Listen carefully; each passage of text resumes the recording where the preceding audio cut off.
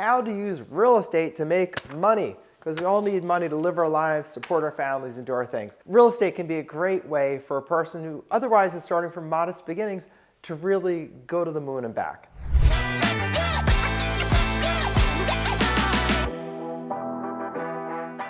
When I started out life, I grew up in a very nice middle-class house, but we didn't have a lot of money. But real estate was the thing that my family made the most money with, just on owning houses that we owned over time. And as we paid down the mortgage and the house went up in value, that became the huge nest egg for my family. I took it and made it into a business. So I own rental properties.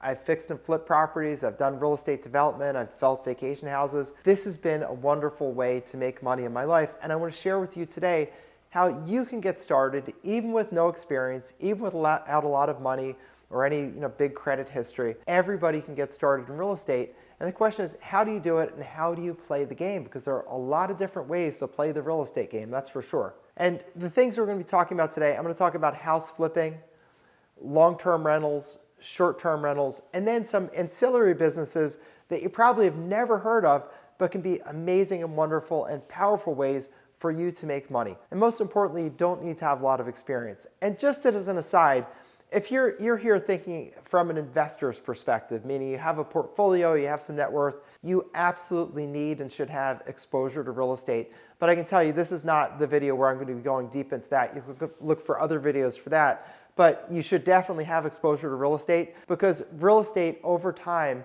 is going to continue to go up in value. Now, why is that? Because they're not making any more of it.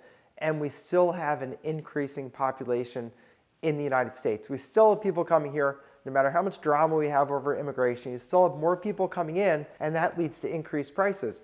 But the way the sophisticated player plays the game is you go not just generally in the United States, you pick the very best spots. And I'm going to show you in today's video how you pick the very best spots to invest in.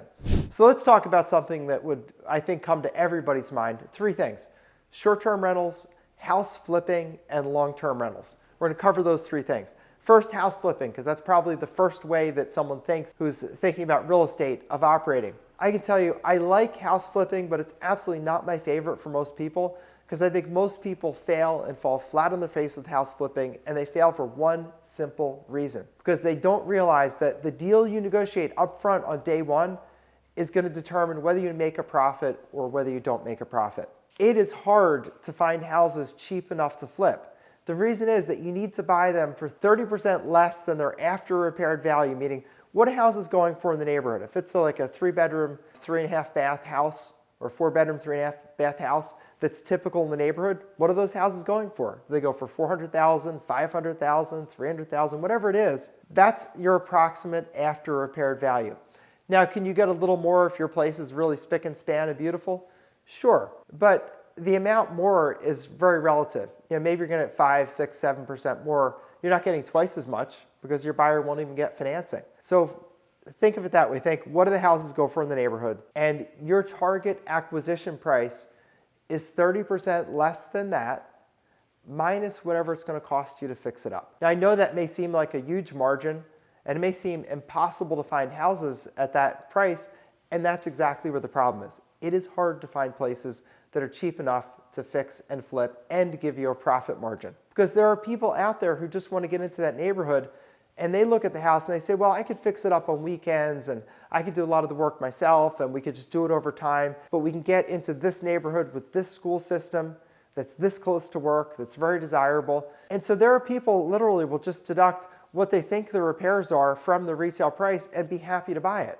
So you're competing with those kind of semi-retail buyers, and that's difficult to do. So when you're in the house flipping business, you need to become a master, and I mean a ninja kung fu master, of getting houses dirt cheap. The ways you're going to do that are things like buying properties at tax sales, buying properties at foreclosure auctions, buying properties where the house is abandoned for any various reason, buying houses out of estates that need a lot of work and they can't push through a realtor. Those kinds of ways, and that takes work and effort and typically some money to do, because a lot of times people in that business are doing big direct mail campaigns where they're sending out flyers and letters to people, some sign of distress, like they're behind in their real estate taxes. They're putting those communications out there and getting people to call them and then saying, well, look, would you be willing to sell the house for what you owe on it? How much do you owe on it? Because you need to get that margin. You need the 30% margin. Trust me on that. Because I've counseled many people over the years in house flipping, because I used to be in that business and I used to teach that business. And the mistake that I see students make, where they just don't do well, is they pay too much. They pay 80% of retail minus fix-up, and then they find out two things. One, they underestimated the fix-up, and secondly, the costs are way more than they thought. They're like, man, I got to pay a private money lender 12% for my money, plus 2 points.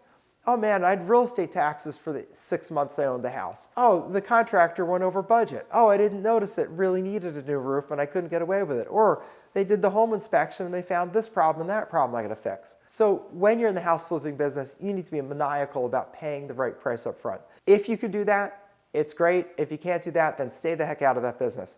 There are two other options that I think are probably better for most people. One is the short-term rental business. I love that business. Because in short-term rentals, you rent for a way higher per night price than you do for long-term rental. And I'll give you a simple example. I was recently on vacation in Aspen, Colorado for skiing. I paid $1,500 a night to rent the house that we were in. I was there for 10 nights. It was $15,000 for the house rental. I noticed a flyer in that development where I rented the house that you could rent those houses in that development for $5,500 a month on long-term rental.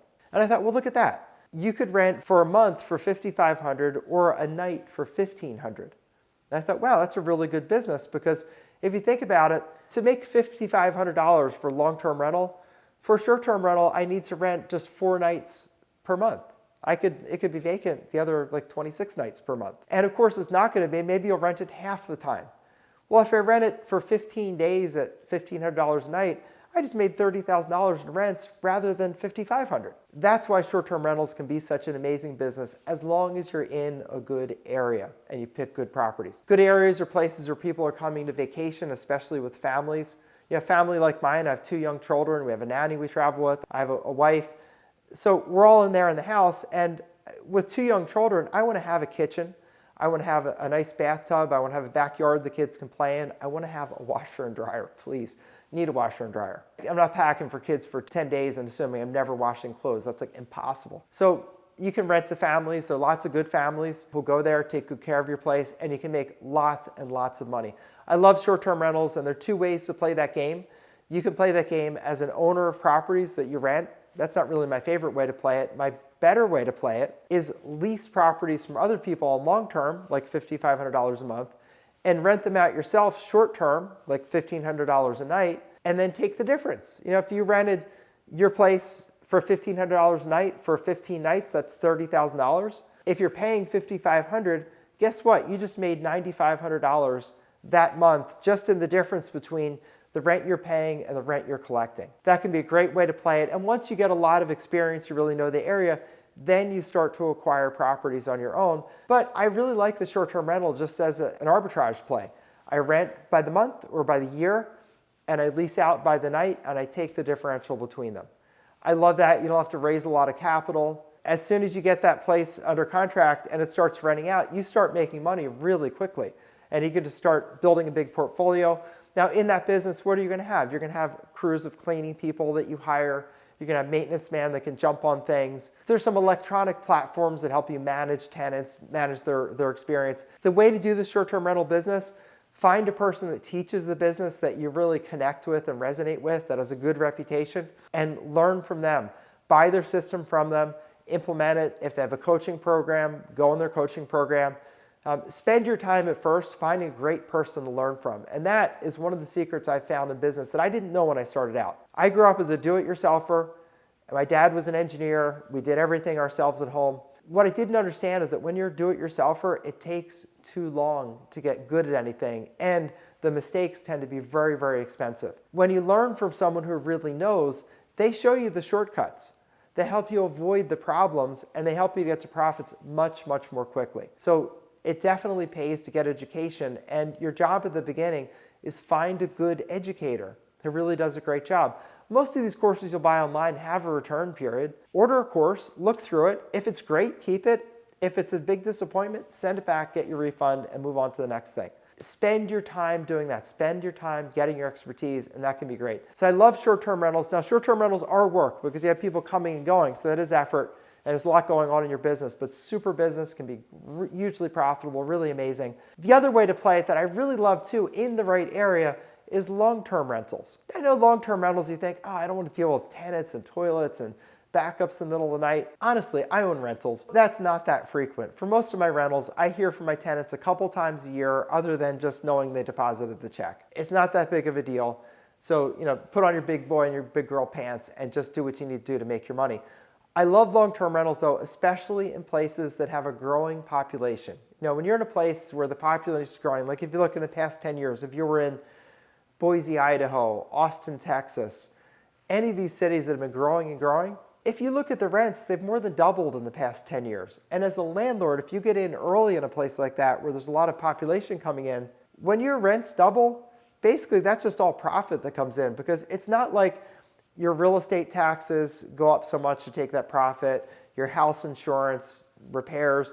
Do those things go up? Sure. But nothing like the rents go up when there's a heavy inflow of population. So if you're in a place where the population is growing, or if you're willing to relocate into a place where the population is growing, I think it's really great to do long-term rentals. It can be a way to set yourself up for life.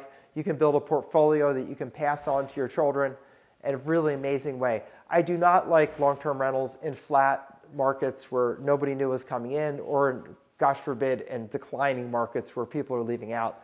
That is bad news, because rents will go down, vacancies will go up, and you'll be in big trouble. So those are my ways that you make money in real estate today. They're all great ways. So I'd encourage you to go out and jump on it. Stop thinking about it. Go get yourself some education and get started. Real estate has made my financial life wonderful. It's made the financial life of many other people who didn't necessarily have any experience to start with. But if you get the learning and do the work, then the fortune can be yours as well. So if you like this video, give it a thumbs up so that more people will see it. And also, if you like what I'm talking about, subscribe. I'm talking more about real estate investing, and entrepreneurship in general, because I'm a big believer we should all be the captains of our own ship. We shouldn't just be boxed in by the desires of others or begging a boss for a job. Instead, let's be the captains of our own ship and make our own way in life and have an amazing life. So it's Bob Diamond, over and out for now. See you next time.